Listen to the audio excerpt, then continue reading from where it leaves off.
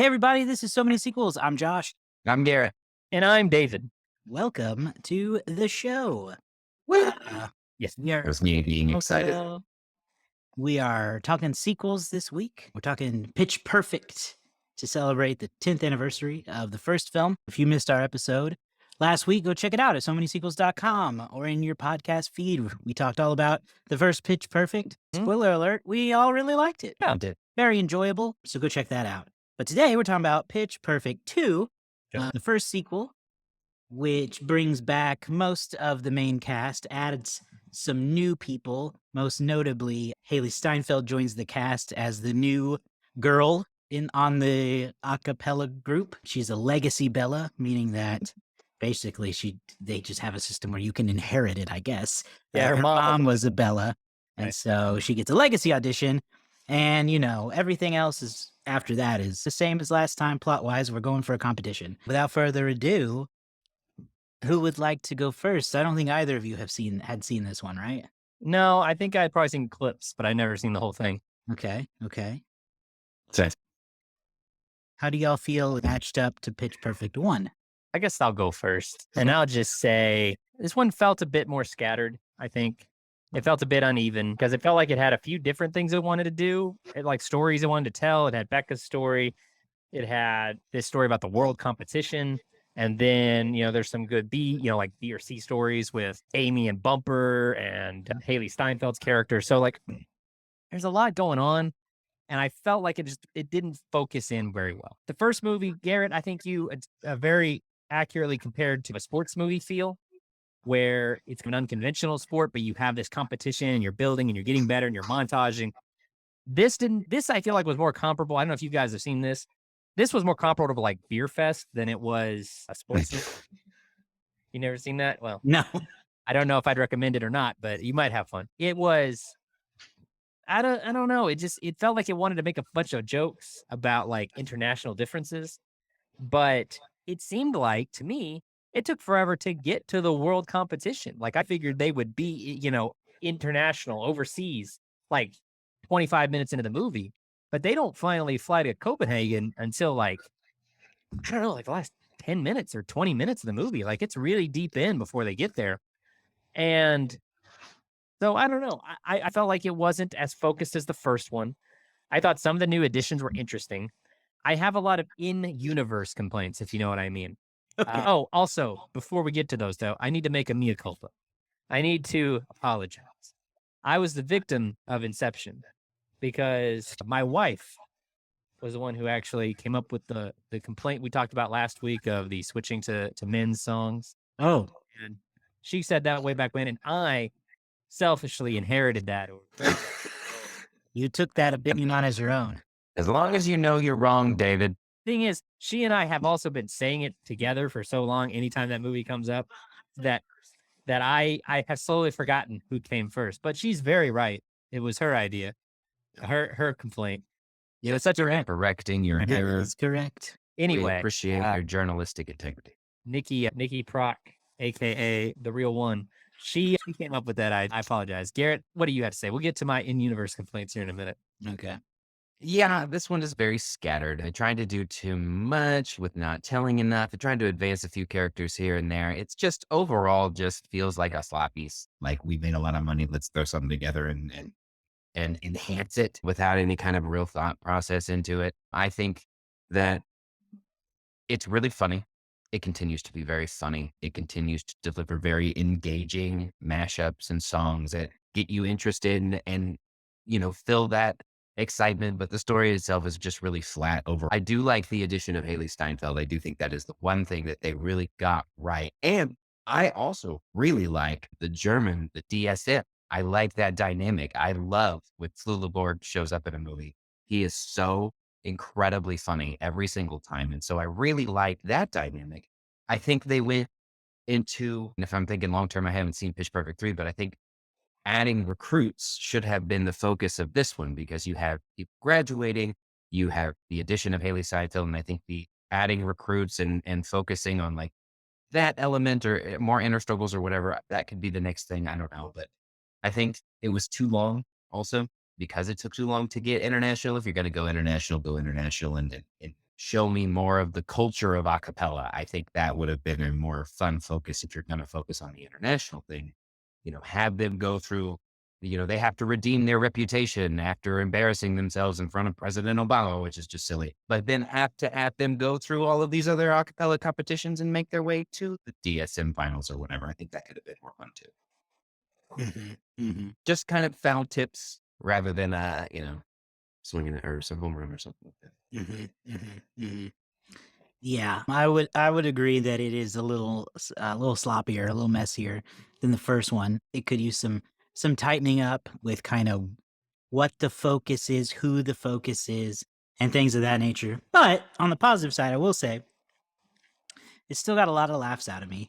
They still have a lot of that same humor that still hits. They lean a little more into silliness, which I appreciate because I didn't feel like they went too far yet, but they did lean deeper into the silliness. Just the existence of Das Sound Machine they are cartoons of themselves, especially when you're led by Flula Borg. But even like I never forget what they're called, but the Old Men a cappella group has now added Bumper after he graduated, and Reggie Watts, which is just Reggie Watts always great. Reggie Watts always great. So they're very silly. I love that we got another riff off with kind of the stakes raised a little bit with more groups participating. So all that was really fun. Yeah, Haley Steinfeld was a perfect addition to the cast. I think we probably needed a few more, like you said, just to build the bench for the third movie. But overall, I think it is a pretty solid follow-up, just slightly lower in quality for me. I don't think it is too different. It's Thor: Love and Thunder, where it is very similar, and it adds and it continues on what was good, and it feels like the first one, and you get to see Fat Amy be Fat Amy, and Becca's still doing her mashups, and it's like, yeah, this is neat, but like if you do this again, it's going to be bad. I'm going to tell you right now. What's up? Don't change it; it's going to be bad again. So stop right here while you're ahead, and I'll bet money they don't.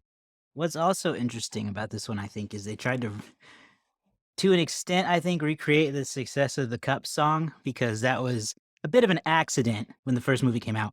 But this movie focuses on an original song called Flashlight that was recorded for this movie by Jessie J and is like the focal point of Haley Steinfeld's character. It's her original song. She auditions with it. She sings it out of panic at an audition. And then, of course, they go on to perform it at the international competition or whatever. But what do we think? What do y'all think of the Flashlight song? It was written by Sia and Sam Smith, which is some power hitters. To start, I'll say I do think that one of the highlights again was the music. The music was a lot of fun. The riff off scene very fun. I think most of the performances were what you come for, and they were good. The Flashlight song is, I guess it's good. I like it. I guess. Yes, it's good. I don't like it. I don't like the title, and I don't really like the hook of "You're My Flashlight," just because. Gosh, I really don't want to get into that, but like, there's obviously a similar word that could easily be misconstrued as the word being said. Listeners, I'll let you figure that out for yourself. But yeah, so I don't know. It's fine. It's good. It's not necessarily. I don't feel like it had much of a life after this movie. Let's say that, and not like the Cup song.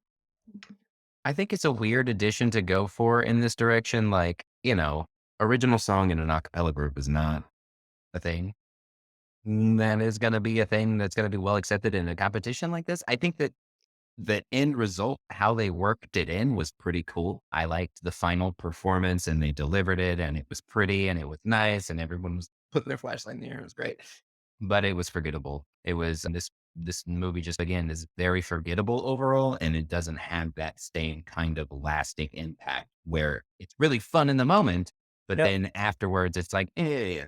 Interestingly enough, the song that lived on here virally through TikTok is this Snoop Dogg, Anna Kendrick, Santa Claus, like Christmas song. That's the one that, Gary, you're not on TikTok, but Josh, you'll remember, like, every Christmas we get Snoop Dogg, Anna Kendrick, Here Comes Santa Claus. And that one had lived on more than the one that I think they wanted to have Ain't that the way it goes? Yeah, I enjoyed this. I always enjoy whenever Snoop Dogg gets to lean into being Snoop Dogg. If you let Snoop Dogg be This Snoop was Dogg, this, it's very funny. I also think that Keegan Michael Key provided a well amount of laughs because he's just perfect every time. yeah, and then this was his Snoop Lion phase as well. Oh, it's Snoop Lion in this Yeah. point. Good for Yeah, him. this was his Snoop Lion phase. I remember that very well. Oh yeah, great album. So Played it on RSU radio. from an in-universe standpoint, the Bellas are in big trouble, right? Because by the very nature of looking at the cast, they have not recruited any new members in 3 years. All of them take a photo at the end. They all say we're seniors, and they take a photo of them, all of them, and they hand the keys over to Haley Steinfeld. She's the only Bella left. Yeah, and they're the 3-time defending champions. They have been doing zero recruiting. That is poor management. Anna Camp would be very upset with them. What's going to happen to them? Obviously, we're going Haley Steinfeld's got it all. There's going to be a group, after they graduate from college. It's going to be a group together, I assume. But that's bad club management. You have to be constantly recruiting. You can't have a core member, a core group of people who are your student club, and then when you hand it off, there's nobody there. Yeah, It's not a great way to run a club. Disaster. You're Especially a club that actually has like a thing. yeah, Like they get booked for gigs. right. They've got 1 freshman and like 7 seniors. That's trouble. And Yeah. they only let that freshman in because they had to give her that legacy audition. They didn't want to at first. And they couldn't. They were like banned from recruiting that year. That's true. They Which were, I'm looking at them going, well, have they been recruiting at all? They have one new person since the last movie. And that was, let's see here. I know her name. I got it right here. Shoot, I lost it. Well, it was the Guatemalan girl who kept every time anybody would say how bad of a deal this is, that the Bellas are not going to be able to go to competition. She was like, yeah, I know. It's like this one time when I had to like swim back into the country or whatever. Right. Or like my brother hid me under a truck for 8 days so that I wouldn't be worried. Like she would always like have some kind of like first world problems line to bring up. I don't know. And she's a senior too. They stated that. Yeah. I think, that would have solved Becca's issue with trying to find a real job and stuff, is had they been recruiting, you could have offloaded some of your Bella load into somebody else. And that's just practical. Yeah. Especially for a college issue. But I had that same thought, David, is watching this is going, they didn't get nobody. And they're the 3-time defending champions. They would have been well sought after in the acapella. you would think. You would think so. You absolutely. You would think. Even in the first movie. In the first movie, most of the cast is new recruits. They only had like 2 people. They had Anna Camp and Brittany Snow were the only 2 returning members, and they brought in a bunch of freshmen. So like, I don't know. And then Brittany Snow's character, Chloe, she's purposely failed Russian literature, which who knows that was a class? Who knew that was a requirement? She's failed it 3 times so she can keep being a Bella. Yeah. Wow. There's a ton of cameos in this movie. We talked about some of them. Reggie Watts, the Tone Hangers, the Green Bay Packers make an appearance. Green Bay Packers was their own a cappella group. You know what? They handled that very well, and I was really surprised that they were able to handle themselves that well. Like I thought it was going to be bad. I'm going to be real, but they did a good job. And no, they were game athletes and getting it loose and to feel like they can just enjoy being silly. They were game. They had a lot of fun. You mentioned Flula Borg. We didn't mention Brigitte Sorensen, who played the leader of Das Sound Machine. She was really funny. We had to endure David Cross, and that was I really don't like David Cross. I thought he was hilarious. Cool. Well, he's just doing his thing, just doing his same thing. I would have preferred more. I would have preferred more McLovin, but there we were. And then there was one other one I wanted to bring up. Oh, it was the voice cast at the end. We had Blake Shelton. Aguilera. Yes. Adam Levine. I can't ever remember. Adam Levine and Adam Devine. Maroon 5, Adam Levine, and then Adam Devine. Yeah. Okay. And Pharrell. And Pharrell, yeah. Another fun little tidbit about this movie is that it was this one was directed by co-star Elizabeth Banks, who, funny enough, was nominated for a Razzie Award for this movie, but it was the Razzie Redeemer Award, which is a good thing, and it was a redemption for her directing of the movie 43, which I did not know she directed. Oh, that honestly explains so much about movie 43. But she I actually feel lost the award that year to Sylvester Stallone for his nomination, Academy Award nomination for Creed. Mm. Okay. fair. Sylvester Stallone is the all-time Razzie champ. Beautiful. I love that for More him. Razzies than anyone. I guess that's what that means. I don't know. Yeah. But that was the one Razzie Award for this movie was the only good Razzie Award. Yeah. Amazing. Well, that's good for them. I had no problem with the direction other than I felt like it was just an addition. It didn't really advance anything. It just kind of added on top of. I don't know. I don't know how to explain. This is It just, I don't know. This is the struggle we talked about. Well, we haven't talked about it in a long time, but this is the first time in a while we've been able to do a comedy sequel. And comedy sequels seem to struggle because they double down on what makes it funny. But in doing so, a lot of times they lose out on the originality of that concept. Right. You know what? One of the things ahead, that David. did still work, I think, was Hannah Mae Lee as Lily, who just whispers really creepy stuff all the time. Yeah. She's still great. Like when she's like how all my teeth are from different people. Yeah. And then she's like creepily grins. Yeah. So she's still great now. I don't know. Go ahead. When you Jeff. lose your voice and you lose your direction of it, I feel like that's where you fall apart from the start, and that's what this one did. I feel like if they shouldn't have continued it as a sport, and you can even do the international thing and make it like the acapella Olympics or whatever. However you aka that word, it works out quite well. I just Aka do it. Olympics. Yeah. Aka Olympics. And then you have that international feel, and then you can incorporate that, and you still have that competition. You still have those elements that I think, for me, enhance the first one and take it to that next level because it is leaning into that. It's leaning into something, whereas this one is just leaning into Pitch Perfect. Yeah. Yeah. And this one felt like it wanted to say more about like the music industry a little bit. It felt like it wanted to say more about what music means, like it being your own voice, and that was a weird conversation where Keegan Michael Key, he's like, you're just doing all these are just mashups. I want to hear your voice. And so she collaborates with Haley Steinfeld on her songs. It's a weird thing because it's like, okay, well, if she's, and this is my wife who said this, and if it's like, if it's like she is a producer, like, so her voice is being a producer, Becca. Yeah. But Haley Steinfeld is being a songwriter. So she's a producer who can sing. Haley Steinfeld is like a singer-songwriter. And they combine for one talented person. I don't know. It's like, I don't know where they're going to. I know there's a Pitch Perfect 3. I don't know where. what's his name? Mark Ronson. Mark Ronson. Yeah, he's the guy who's featured on like everything, and he's the producer. But I think he also sings. Like it's always Bruno Mars featuring Mark Ronson or some That's right. Yeah. like that. Billy Blanco. Yeah, Is that his name? that is a guy. He's done a lot of things. I don't think he can. Anyway, sing, that's though. Anna Kendrick in this movie. Mhm. Yeah, she doesn't have. Benny Her, Blanco. she That's doesn't seem to have her own artistic voice outside of music production.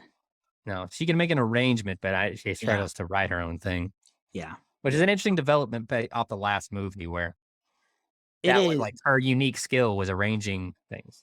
I also was.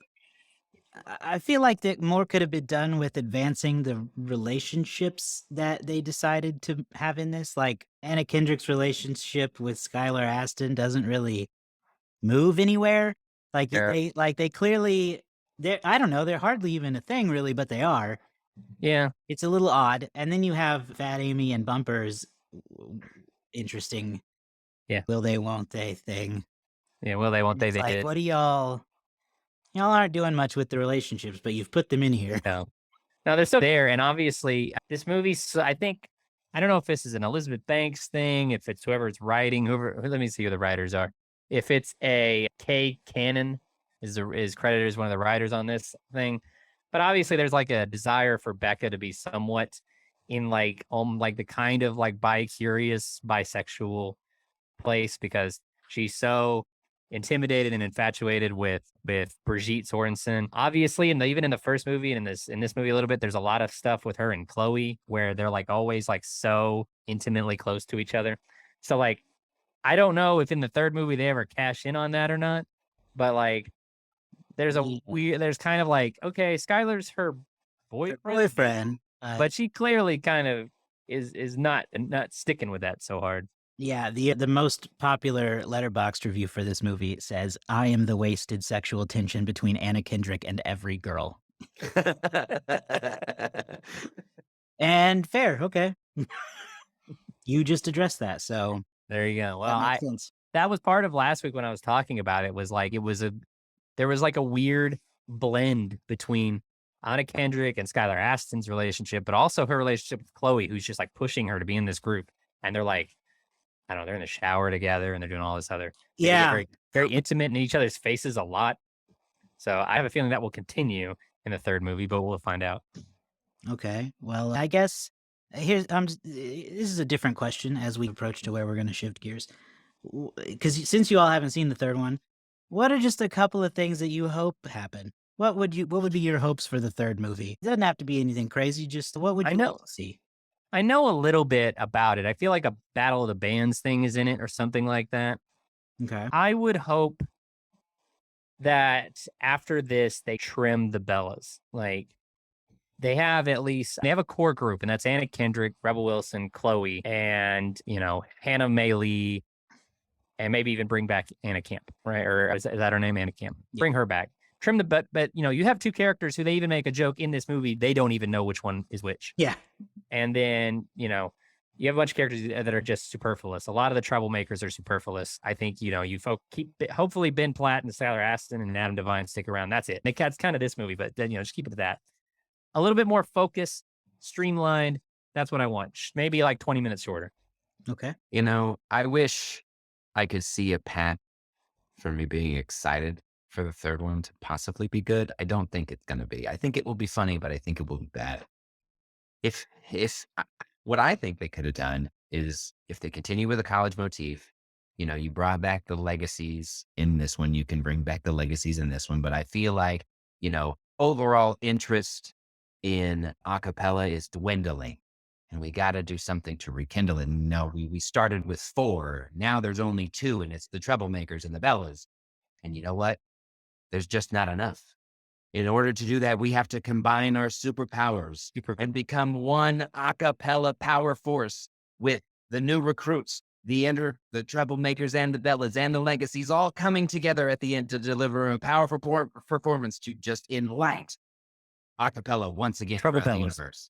But I don't think we're going to get that. I'm pretty sure that's not what happens, if I remember right. But I'd watch that movie for sure. The Treble Bellas.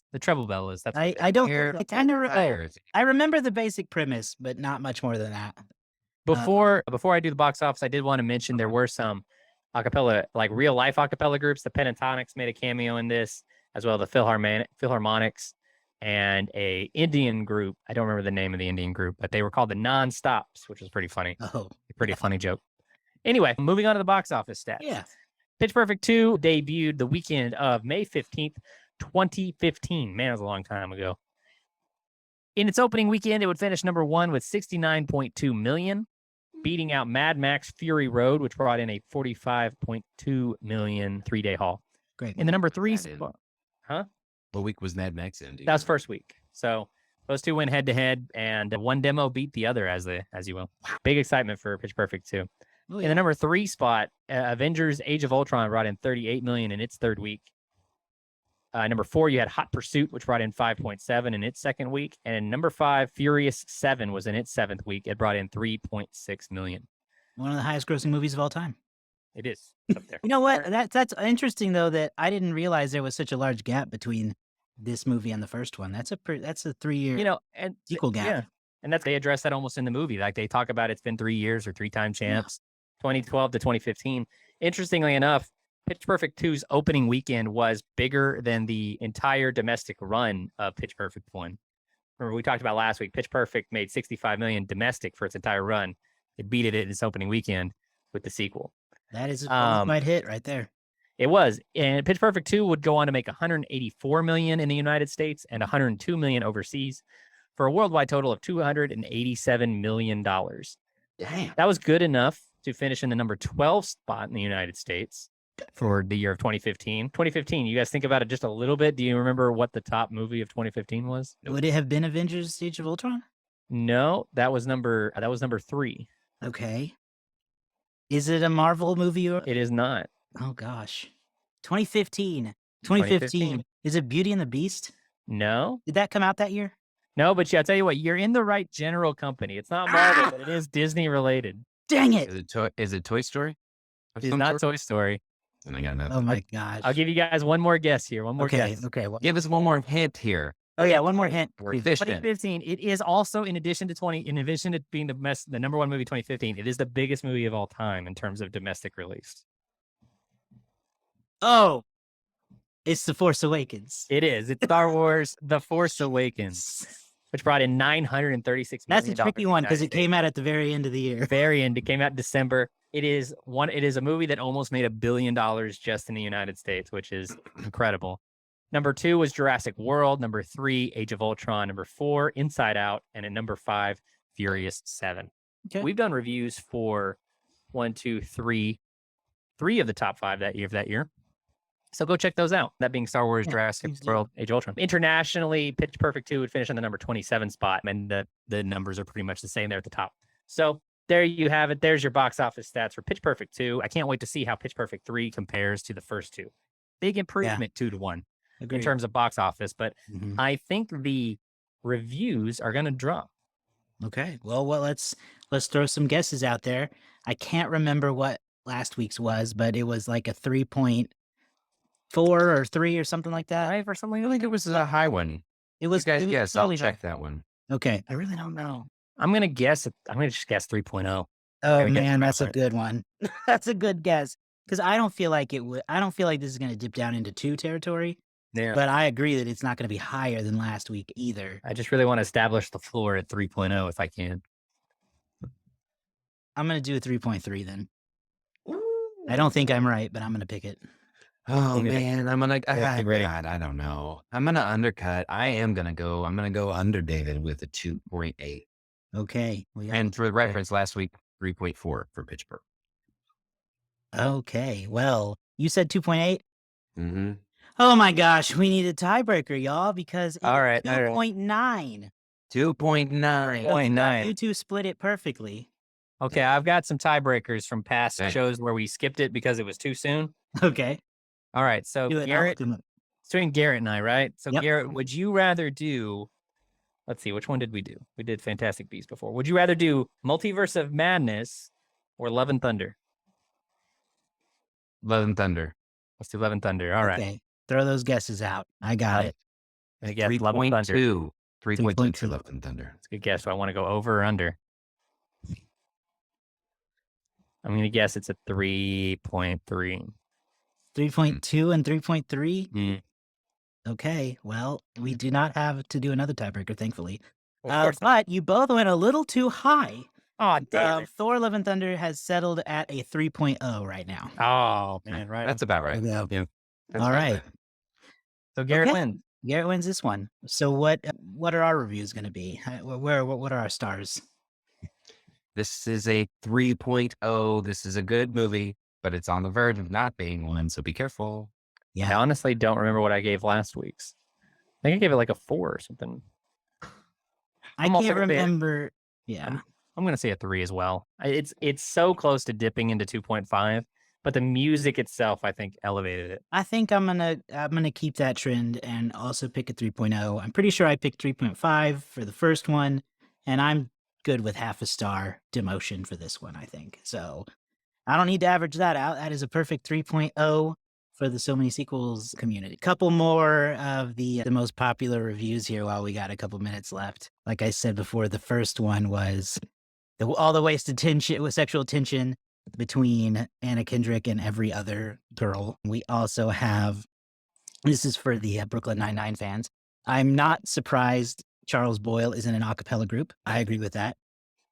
I got physically ill when Haley Steinfeld started singing Flashlight during the riff off. Mhm. It was very Really? cringy. Yeah, Awkward. I hated that moment. No, because how did they get Barack and Michelle Obama in this at the very beginning? Like, what was that conversation like?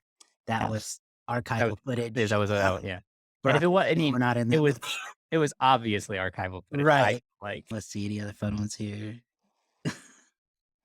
Well, I'll end it with this one. No, 2 more. What was going through the writer's mind when they tried to set up Ben Platt with Haley Steinfeld? Fair.